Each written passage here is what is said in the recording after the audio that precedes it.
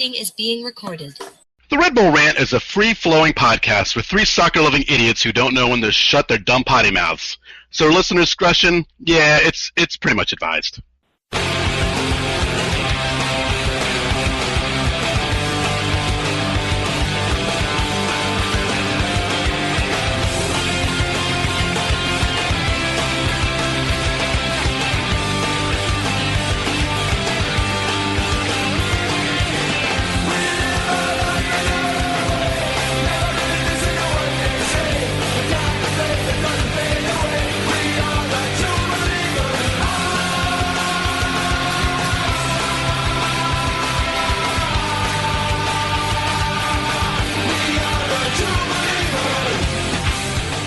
Welcome, my friends, to the show never ends. This is the Red Bull Rant podcast. I'm your host, Jason Ipico, and the agenda is wrong. It's episode 486. Oh, episode 46. By the way, I'm Truman, and this one's called Unexpecting the Unexpected. Sorry, I had to jump in there. Otherwise, you're going to say 485. I realized it as soon as I looked at the title, so I had to say something. We did it. Hey, we got it right. That's all that matters. Yeah. You know who else got it right? The Red Bulls, twice in a row. We don't know how. First time in almost a year, I think it was. 30 Voodoo magic. So for the first time in almost one full regular season, they won two regular season matches back to back. Again, voodoo magic. We don't know what happened. We had no faith in this team. I mean, come on. Yeah, I mean, you got to celebrate when you beat DC. That doesn't. Apparently, on my phone, when I try to do this, it doesn't do it that quickly. If I do it. Oh. Okay. My God. Let's learn something new about the soundboard every day. Hopefully I didn't blow your ears out with that one. Nope, not yet. All right. So, Red Bulls 2 straight victories, 2-0 at DC United, 4-2 at home against Charlotte. Let's get right into this one. You have the replies on Blue Sky? Got the Blue Skies right here. Let's talk about the DC game. James 917212 said, Harper having a very good season. Yes, he is. And then our friend Chico said, not great, not terrible. Better, but still needs work. They play like the Red Bulls pick 11 random MLS players before every match and throw them out there. A little too disorganized for my liking. We have to be in the Sofo starting era at this point. At least give him the last two games in May. Okay. Also, side note, I don't care if they had three more New York area teams. DC United will always be my most hated rival, and any win over them feels good. Fucking agreed. I hate DC United. All right, moving on to the midweek game. Jeremiah said, I'm impressed we got this result with such heavy rotation throughout the lineup. More of a grind than it probably should have been, but all things considered with this game being in the closing stages of a gauntlet month, it's actually a pretty impressive win. Carlson RBNY22 said, congrats to Victor first goal. We look much better for a heavily rotated squad. Less reliant on Forsberg to control the game and ensure the victory. Maybe we should always play in the pouring rain. Rain looked absolutely fucking terrible. And then our friend Chico had a lot to say. So here we go. I thought overall it was a good game, better than we've looked in a while, and they started on time. We didn't have to wait for the second half for them to play soccer. I think we have to be in the Sofo starting era now. Yes, this is twice we mentioned it. Charlotte, a good team, had no answer for him and his tenacity all game. Bogarts I like too. I can just hear him going, 2 defenders on me is light. I carry my cousins in Poland, 12 years old, 7 feet tall, MLS defender, nothing. I think maybe they should try a 2-striker setup or pull Choupo-Moting into more of a false 9 and see what happens. Bogarts is a big boy who does need a little more work, in my opinion, but if you can get him clicking, he'll just barrel through MLS defenses. So there you go. Lots to talk about. Yeah. All right, so let's get into this one with our likes and dislikes. Truman, you go first. What did you dislike about the two victories? Dislike. Couple minor things, honestly. There wasn't a lot to dislike, but I will say the second goal Red Bulls conceded on Wednesday. They lost the attacker on that play. It was a counter attack. They completely lost track of the guy coming down on the right-hand side. That was the only thing that really bugged me about it. The first goal that they scored, good goal, not getting too mad. But that second one, I really feel like they fell asleep at the wheel. And that goal, like they should have been, again, more wary of where this guy is streaking in, and he was wide open for that rebound to score. Yeah. Yeah, I guess my dislike will just be the fact that we gave 2 goals. More, like you said, the second one, but we had to shut out in DC. Charlotte has not been doing well. They did win their game before playing us, but overall, they have not been doing well. It would be nice to get a shot against them as well. But hey, in the end, 3 points is 3 points, so I can't complain too much. Likes for these games. I'll let you go first because I got to think of mine. But what's your like for this? Well, I think Chico said it. I think it's been these 2 games to play Mohamed Sofo. He's been great. His goal on Wednesday was an awesome play. We were just saying he was a Open Cup goal scorer, but now he is doing an MLS action. So yeah, I mean, I think he's going to be starting a lot more. And I would like to see him and Choupo-Moting starting up top because, again, let's face it, who knows? At this point, I don't even know if Lewis Morgan's coming back. It's constantly questionable now. No idea when he's going to play. But whenever he does decide to come back, he will be sitting on the bench for a little while too. So I really want Mohamed Sofo to continue this play. Again, he's looked absolutely fantastic. Well, at minimum, Morgan's not going to be on the field until June 14th. I think is the after this weekend is the next game. Right. So realistically, at least 2 weeks away. Because after they're not going to rush him back for this game. It doesn't make sense. No. I'll do Sofo as well because don't get me wrong, he's a little rough around the edges. I love that he is a little bit selfish because you need strikers to be selfish at times. Mm-hmm. Will all of his shots even make it a goal? No, but you know what? That's what forces defenses to come out of the shell. He does need to fix the rough stuff, but he's also fairly young. I think he's not even 20 yet. So now I'm going to look it up because I don't know how old he is. Let's see, Mohamed Sofo. Oh, he's 20 years, so he's still young, right? Yep. He's going to grow into the game. But there's nothing wrong playing selfishly. Honestly, I think this is something that the team has been needing. We have been afraid. I feel like to a degree, the last few years we've been afraid to take shots when they present themselves. Sofo's like, no, I'm going to do what I need. Hey, you're going to give me the shot, I'll take it. Yeah. How many times did we always see that? I need to make one more pass, right? Yeah, exactly. And then it ends up going nowhere. I mean, there are probably times Sofo could make one more pass and have it end up in a goal, but you know what? I don't care. Right. That's something he will grow into as long as he goal keeps scorers shoot. Scoring. Goal scorers are going to shoot. They're going to shoot, and that's what you want to do. You want to put shots on target, over target, as long as they're shooting. Yes. You have to force the goalkeeper and the defense to stop the ball. Mm-hmm. Right? You do it enough, good things will happen. And the goal against Charlotte, as much as that wasn't what that was him just getting to the right spot, and look what happens. A simple redirection and back to the net. Yeah. So, yeah. That's my like is how he's grown, and hopefully he'll continue to grow. We'll see how he does against Atlanta coming up, but yeah. All right. Teams are going to definitely get more physical with him. I'll say that. Now that he's scoring some goals, now that he's on the radar, it's MLS. The way MLS play is, and now he's going to just have to deal with defenders getting rough because that's what they're going to do. Atlanta is unfortunately one of those teams that likes to get physical and downright dirty at times. Yeah. So, all right. Any other afterthoughts on these matches? The only thing I mentioned too during the second game against Charlotte was after they scored that second goal to make it a 1-goal game. I think things were they were kind of losing a little bit of control of the game. I know you don't want to sub in Emil Forsberg in a torrential downpour with a lead, but I would have liked to see him come in maybe the final 5-6 minutes of that game and just kind of settle it down a little bit. And then they didn't really need it because literally in the final minute, Choupo-Moting scored to put the game away for good. That's the only thing I would have liked to see in that game is him coming in just to settle everyone down a little bit. So just remember, earlier in the season at home, we lived and died by the penalty kick, and we did live and die by the penalty kick this game. Mm-hmm. When's the last time you can remember getting 2 penalty kicks in the same game for this team? It doesn't happen too often. No. It certainly doesn't. I thought it was funny that they gave Choupo-Moting man of the match when all he did was score the 2 penalties. But hey, whatever. Take it, right? What did they actually give it to him? For some reason, I thought they gave it to Yeah, that's not right. Nope. Don't get me wrong. Two goals are 2 goals, but he was Apple TV's player of the match or whatever you want to call it. I don't know if it was but yeah, he was straight up. I think I was turning it off when I got to that point in the match, and I was like, I just thought it was going to somebody else.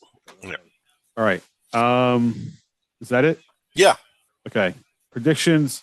The only one that got a point was Truman because he predicted a win against Charlotte. I didn't think they had it in them, so neither of us thought they had it in them versus DC. So, well, again, they gave us no reason to get excited, no reason to expect anything out of them. So yeah, exactly. All right. Next up for the Red Bulls, Atlanta United at home.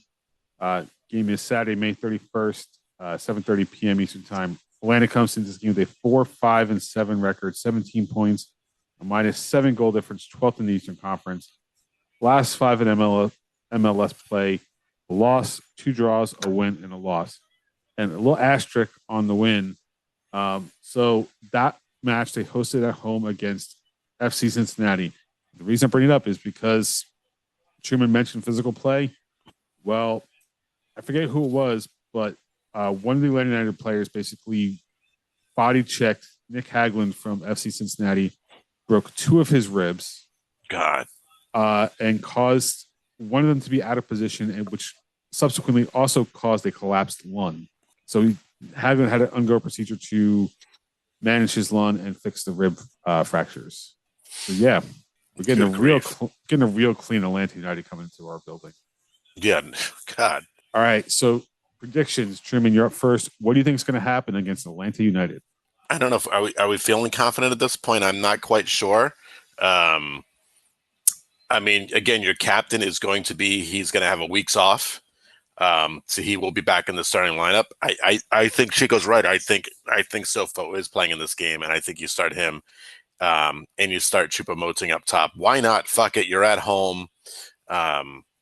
Oh God, 3 in a row. I don't know. I don't want to stay positive, but I mean, I guess I'll give it to them just because the last 2 games they have played really well. It's a home game, say a 2-1 win. I don't know. I want them to feel comfortable going into this little short break. I think a win is very much in the cards because Atlanta is not that great. However, I think it's going to be a tighter match than 2-1. Or we're not going to score as much, right? Unless we get some penalty kicks or something. I think a 1-0 victory would be very deserving going into a week's break. I don't know. I don't have a feeling we're going to have a high scoring affair. I don't know. You just hope the confidence level's up. I mean, this is when you got to start climbing the standings. What are they sitting 7th right now, right? Yeah, and they're sitting 7th because of other results on Wednesday because they went from 9th to 7th based on what happened Wednesday. Right. So I mean, 2 wins in a row. They're just sitting 7th. So they got to get rolling here at some point. Yeah. Okay. Let's move on. New York Red Bulls 2, their last match, coincidentally against Atlanta United 2, which was today. They won 1-0 at home. That puts their record at 7-2-2, 24 points, +5 goal difference, number 2 in their group. Next match is against Crown Legacy, which is Charlotte's team, on Wednesday, June 4th at 7 p.m. Eastern Time. Gotham FC won their last match 1-0 at Tigres in the the CONCACAF W Champions Cup final, which means they are the inaugural winners of the W Champions Cup. They scored off a rebound on a penalty kick. Love it. So real quick, standings in NWSL play 3-3-4, 12 points, +2 goal difference, 9th in the NWSL. Next match is against the KC Current on June 7th at 1 p.m. Do you remember a few years ago when they were not Gotham, like how literal of a low point it was for this team? Yeah, playing at Rutgers with no showers and just god awful, like they were literally living Major League the movie, which is god awful conditions. That it sucked. There was horrible things going in management. It was absolute disaster. That was the Sky Blue era. It was a fucking mess. Yeah, but it's almost like since the rebrand, everything turned around for them, right? They got enough players to win a NWSL championship. They did not repeat last year, but they made the playoffs again. Yep. They won W Champions Cup. As much as they're sitting 9th in the NWSL, it's a relatively slow start, but they still got the rest of the year to make the playoffs. So just a nice turnaround for that franchise. As much as, and I'll admit, we don't talk about them a lot. And I probably should watch them more. It's just I run out of time at some point. And I just can't really watch them. But I think it's important that NWSL exists and Gotham does well. So it's just, I'm glad for the women on that team to be able to enjoy their success. Yeah.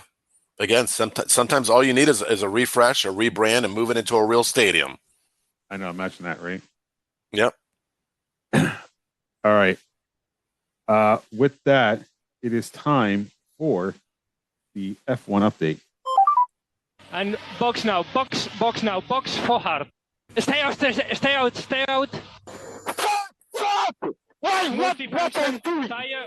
All right, so Monaco's Monaco, right? I mean, we say it all the time. We talk about qualifying, and if you don't qualify first, it's pretty much over. I think the two-stop thing meant absolutely nothing in this race. Yuki took a chance with pitting super early. That didn't work out, and Max Verstappen thought the plan was to pray for a red flag, which I mean, that's not my strategy. So it is what it is. Max qualified fourth, finished fourth. There's really not much else to say about this race. Yuki finished, I think, like 17th or whatever. So I don't know, not great. But now they go to Spain, which is the last of the triple header in Europe. I don't know. Max usually has some good success there, so we'll see what happens. Yeah, I'm watching. I'm about halfway through the first practice session right now, just because it's something to put on. And Max was fifth at this point in terms of the fastest laps. But it's practice one, so it doesn't mean much. Yep. I think they need to do something at Monaco. I don't know what they need to do. Like, they tried the second pit stop, great, but it didn't really do much. All it did was, the only real thing that it did was force Williams to slow everybody down and almost cause a few accidents. Right. And it's just, yeah, I don't know how you change it. There's nowhere to create space. There's, like, what do you do? I mean, realistically, the only thing you can do is make the cars a little less wide, but there's stuff and you're not, right. But that makes it not less doing that safe. for a race. Right. And it's one race. Yeah. I love how George Russell basically said, yeah, I went around intentionally. I took the penalty and I still ended up fast or above where I would have been if I just stayed behind them. Yep. So, yeah, I mean, it's fun to watch. It looks nice. Celebrities, yachts, fancy stuff. And after 3 laps, you can pretty much stop watching. Well, in this case, you watched not for first, you watched for 10. Yeah. Well, the thing to really watch is, what was it, F2, when there was like 7 cars that crashed into each other to start the race. All right, guess I got to go watch the F2 race now just to see. Well, I'll just send that to you. All right, I'm going to send it to you right now. There you go. After we're done with the episode, I'll watch that. Yep. All right. Let's move on from F1 to the next segment. It is time for the dumping ground. I'm the trash man. So I know you're not necessarily happy because of where the series is, but the Knicks at least are still in the playoffs. Yeah. I mean, that game 1 just absolutely sucked. That's all I can say about it. That's a game they should have won. I feel like the past couple of years in the playoffs, they make like one or bad decisions, and the one with 2 minutes left in this one was just not taking their time and winding down the clock until 5 seconds left and actually trying to shoot the ball. I mean, you probably win the game if you slowed it down a little bit. Frustrating. Pacers are a good team, but I fucking hate them. I hate them so much. So next week, I don't know where we're going to be. I don't think the Knicks will be still in the playoffs. If they somehow pull off a miracle and come back, I don't think anyone's beating the Thunder. And that's coming from a guy who hasn't watched a single Thunder game, but they look pretty good. Yeah, I really can't talk much about it because I didn't really pay attention until Knicks in the playoffs started. So, yeah, some of these sports play too many games, in my opinion. Like, rarity sometimes helps. Basketball is, I think, is one of those games where they can play a little less. Like, maybe they just follow the model of play every team twice and be done with it. That doesn't put butts in seats for 41 games, right? Yeah, they're not going to make as much money in the gate. No, right. No one wants less games. There's no sport that wants less games. They all want more. Well, unless you're a European soccer player, then you somehow have way too many games. Yeah. Oh, I'm going to bring this up because of your connection to Liverpool. How did you guys convince Real Madrid to buy Trent Alexander-Arnold for $15 million when he's almost out of contract? I don't know. And he was desperate to go there. Don't know. I guess if he just waited like a week or two, he would have been on a free. I don't understand like how you manage that. I'm not sure. But speaking of them, I hate the fact that this team cannot just celebrate something and not have something tragic happen. Thankfully, no one died when this guy fucking plowed through how many people, hitting people, swerving to hit people. I don't know how anyone was not killed, but thankfully they weren't. But of course, they finally get to celebrate in front of their fans after not being able to do that the last time they won the Premier League. And it has to get fucking fucked up like this. But again, thankfully, no one killed. I think that's the most important part of what happened. Yeah. I don't know. But apparently this is from the Independent. I didn't realize it was the 79 injured at this point. I'm not going to read the guy's name off, but he got officially charged, I think, with something like 7 counts of whatever it is, or 7 charges. Yeah. Yep. He was also, I think they said under the influence of drugs was part of it too. Yeah. Yeah. Sneaking in behind the ambulance when the ambulance was pulling in to help someone who was having a heart attack. I don't know how that fucking happens. I don't know how this little van gets behind the ambulance. I have no idea how that happens. Yeah. And like always, I'm not trying to make this about Everton, but I'm glad that the Everton rivalry stuff was put to the side, because in terms of like all the Everton stuff I've seen, it's all been in support of Liverpool fans. Like as much as Everton, the Liverpool, the citizens of Liverpool that may be Everton, right? They know that what happened has nothing to do with soccer. It's people. It's people. It's humans. Yep. So I don't know. Hopefully the guy's brought to actual. I assume he's going to get convicted, right? This shit's on video. Like there's no way around what he did. Yeah, 100%. Just a matter. He's actually lucky. He was actually lucky that the police were able to pull him out and put him into their paddy wagon, and then the fans didn't completely get a hold of him. Yeah, I could have seen an angry mob doing something bad. Yeah, 100%. So that guy got real lucky. Not that I would have agreed with the actions, but I could have seen it happening. Right. All right. On that note, sorry, is there anything else for Dumping Grounds? No. Okay. Time for the last segment of the show, Truman's Terrible Team of the Week. Well, that's the wrong soundbite. Yeah, fucking play it again.